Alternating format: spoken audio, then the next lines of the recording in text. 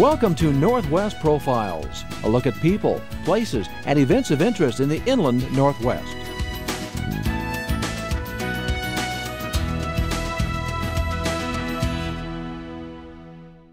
I like shooting images that ask questions, that don't answer everything right away, that you actually have to look at a little while. I think people notice those images a little bit more. A moment of time captured. Armed with a 4x5 camera and a set of high-quality lenses, Spokane photographer Charley Gurche manages to fill the photographic frame with astounding images. Images that often elicit a thought-provoking moment. The 4x5 transparency film, a standard for the professional landscape photographer, sits in a holder behind a bellows that moves the film plane back and forth from the lens. An upside-down image is then focused onto the ground glass in front of the film.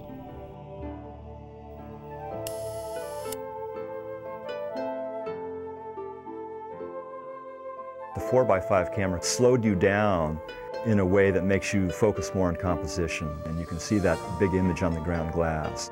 You're thinking more about form rather than subject. So 4x5 actually helps your photography out, even though it's a lot slower than 35mm. What you see in the view camera is exactly what you get on the film, and so you refine that until everything is exactly as you want it. I shoot quite a bit at sunset when the light's really warm. Sunrise, it doesn't work that way. The best light happens right off the bat. So if you haven't scouted the day before, you don't really know how you're going to use that light, and you're usually going to miss that. To get that early morning shot, Charley camps close to his intended photographic target so he won't miss the perfect time to snap his shutter. I often camp pretty close to where I want to be early in the morning. That way I can maybe get a little more sleep before I'm up, which is usually in the dark. And I'm not really a morning person, so it's a little difficult to get going early in the morning, but just thinking about the shot that I want to get usually gets me motivated. A lot of the work that's done happens before the shot's ever taken. There are plenty of times when I go out and the light's not right. I won't even take a shot. For example, there's a place on the Olympic coast that I've gone to many times, kind of waiting for the right light and the right tide to match up. It took a few times going to the same place before I finally got that.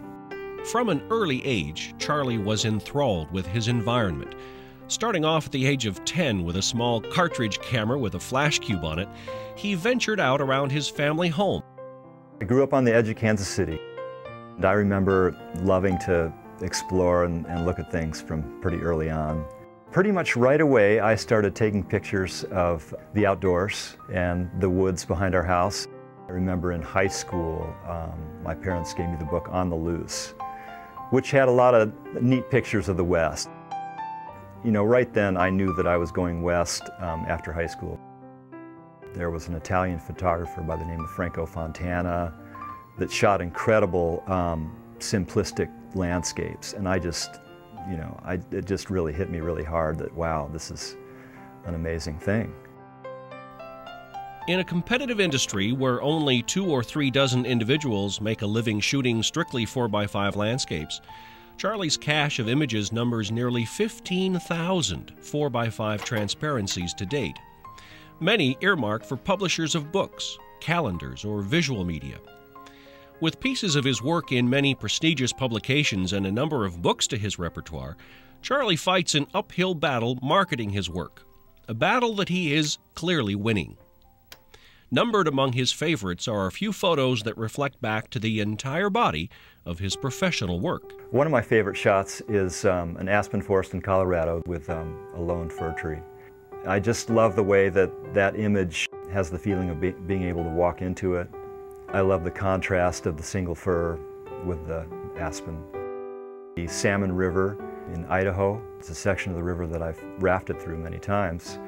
But I was up high on a ridge and looking down to it, and the sun was lighting the hills, rim lighting them with the backlight. And it was also shining on the river, so it was just this kind of silver stream flowing through the green hills. The sun actually started bouncing off the river in this giant sparkle, and it was really incredible. Another favorite shot I have is a snow-covered sand dune in southern Utah, and it's a very simple image. I waited until the light of the sky was balanced with the light on the sand dune, and just the rim of the dune is melted off, so it's almost the same tone in the snow and in the sky, and then you can see the rim of the dune. It's kind of an abstract shot. Why do I photograph?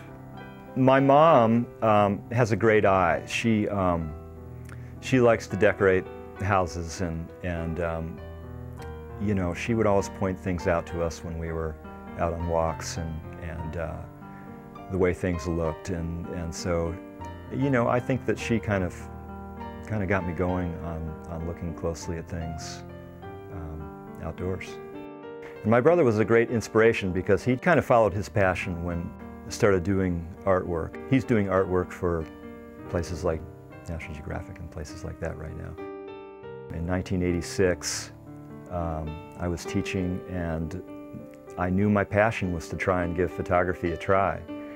So I quit my teaching job and bought this 4x5 camera and learned it and started shooting. I thought the worst that can happen is that I'll have spent a couple years trying, and it'll be fun even if it doesn't succeed. And so, but after a couple of years, things started working out. My first image I published was with Audubon calendars, and that was just a huge jolt to get a shot in those calendars. I think you can develop an eye by working on it, looking and experimenting and going round and round with that process over and over again. I think you can really refine your eye, but there might be some innate abilities there too. I probably will stay with film for a while longer. Still enjoy seeing that big transparency on the light box.